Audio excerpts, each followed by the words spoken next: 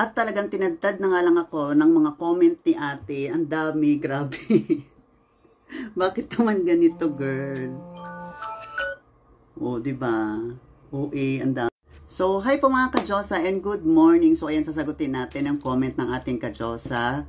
Dahil talagang mukhang hinihintay niya na magising talaga ako para masagot tong concern niya. By the way, ang sabi niya, ma'am, normal po ba na namumula after mag-peel sa underarm? Second question po, after po mag-peel sa underarm, di po kasi pantay, kaya pwede pa po ba maglagay kahit namumula? So ayan, sagutin natin ang kanyang katanungan. Ang una niyang tanong ay normal daw ba na namumula yung kilikili niya kapag gumamit siya ng SCD Peeling Skin Lotion. Alam niyo for over 3 years ko dito sa TikTok, palagi ko na pong nababanggit sa mga videos ko na kahit saan nyo pong gamitin, parte ng katawan, mukha ninyo itong SCD Peeling Skin Lotion, number 1 nyo pong mararanasan ay yung pamumula.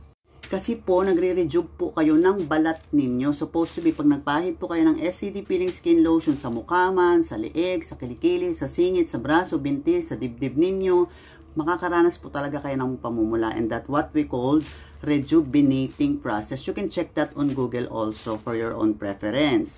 Para may alam po tayo sa ginagamit natin. However, marami na po akong video dito at sa aking TikTok account na ulit-ulit ko na pong pinaliliwanag yung mga normal signs of rejuvenating process using SCD Peeling Skin Lotion. So the answer is normal po yan namumula. Second question niya, hindi pa daw pantay yung pagbabalat ng kanyang kilikili kasi nga nag-uumpisa pa lang po yan ma'am na magbalat. Siyempre, kung may part dyan na for example, ito yung buong kilikili nyo ha, for example, ito yung unang nagbalat, ibig sabihin yan yung unang napuruhan. Then yung iba, hintayin nyo lang after a few days. Huwag po tayong magmamadali.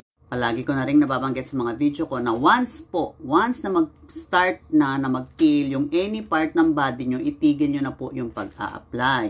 Wait at least a few days na magbalat din yung the rest ng part ng skin niyo na hindi pa nagpipil. So, dyan sa question mong pangalawa, itigil nyo na po yung pag-a-apply ng SCD Peeling Lotions kasi for sure kung nagbalat na po yung ibang part niyan, yung ibang part po niyan ay magbabalat pa lang. So, you have to wait within this week hanggang sa magbalat po siya. Hindi nyo na po yan pwedeng maglagay. Very risky po yan kasi kilikili po yan. Pag yan po ay nasobrahan, lalo po yan pwedeng mangitim. Alright? So, kailan po siya pwedeng maglagay ulit? You have to wait at least 3 months.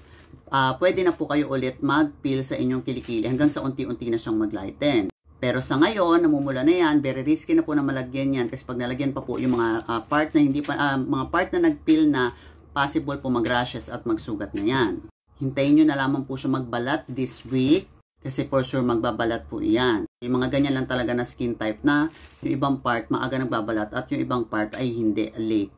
Ngayon naman yung concern mo dun sa redness, meron po tayong SCD Healing Cream. This is a hydrocortisone cream to reduce redness, itching, and swelling. Kung gusto pong mas mabilis gumaling yung mga part na namumula or humapde, pwede po natin gamitan ng SCD Healing Cream. Pahiran lang once or twice a day, morning and night.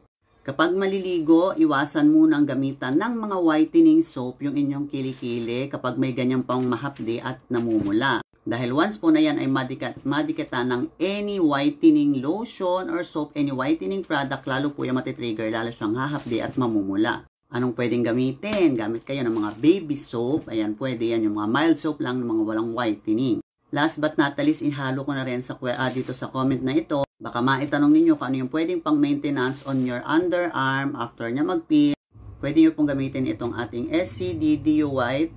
This is a whitening deo, anti-perspirant, quick dry, and nakakabagal din siya ng hair growth. Pwede rin natin gamitin itong SCD Miracle All-in-One Cream na pang-maintenance sa ating kilikili or sa ating inner thighs and inguinal areas after natin magbalat gamit ang SCD Peeling Skin Lotion. So, yun lang mga ka-Diyosa. Hopefully, nakatulong ang video na to sa'yo and have a great day po.